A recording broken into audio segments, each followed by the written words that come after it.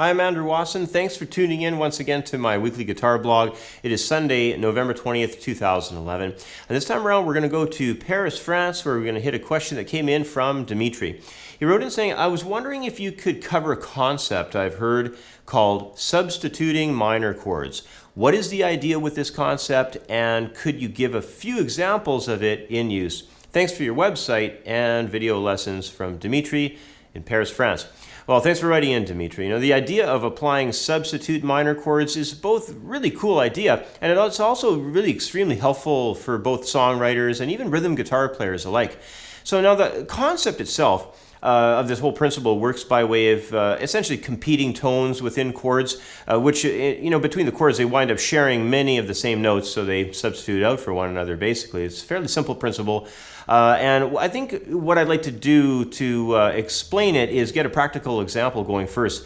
And I think what I'll do is I'll just have a simple 2-bar progression. We'll use it in the key of G major. Our G major will basically be the first measure's chord, and then we'll be switching over to a C major for a second measure chord. So we're going to have the example come through by way of a simple 2-chord vamp, and basically we're going to go through some concepts to help explain how this operates. Now, let's start off with understanding that in substituting chords, you do it in a couple of ways. The first way that I'd like to talk about is by way of relative process. So you probably heard of it. It's called relative minor principle. And instead of, basically having 4 beats on the G chord and then going to 4 beats on the C chord, I'm going to use some of these relative minor substitutes and pop them in there. So we'll wind up, instead of with just 2 chords for those 2 measures, now we're going to have 4 chords. It's going to be kind of nice. We're going to have a little bit more motion there and so forth.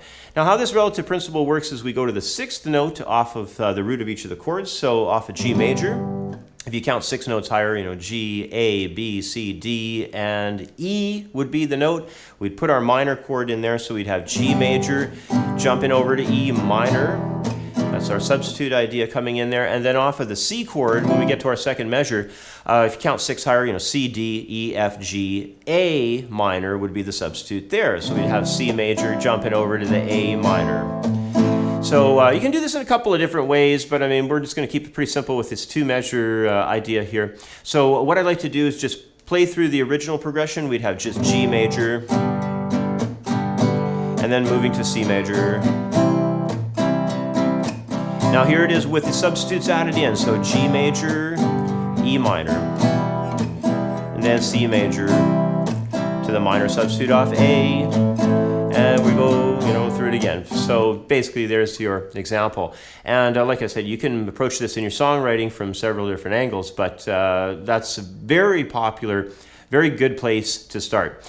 Now, let's move over to another substitute minor chord process. This concept is that of swapping out a minor chord that's derived from the 3rd step of the, or off of the original chord of the progression. So for our example, we would actually see the G chord moving up 3 steps. So again, if you count G, A, B, and of course we're using a minor chord to do the substitute. So we're going to do B minor as a substitute off of the G. And if we go off of our C now, count up 3, C, D, E, we'd have an E minor popping up against that C major.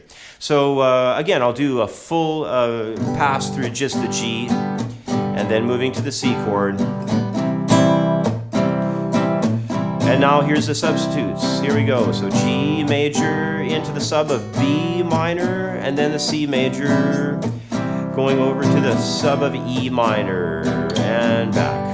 Okay, so another very popular concept is going off of the 3rd, and as you can see there's just some really great sounds that come up in both ways. And then of course you could have taken the idea of mixing and matching them, and you can come up with countless ideas both through mixing and matching steps through the different measures, of course, and then changing rhythms, and the possibilities become fairly huge at that point.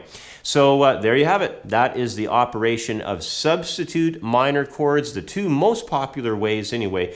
And hope you enjoyed that. Once again, that is all the time I have for today. As always, I hope these explanations helped you. And thanks for watching. Have yourself a great week, and I'll catch up with you next time. Bye for now.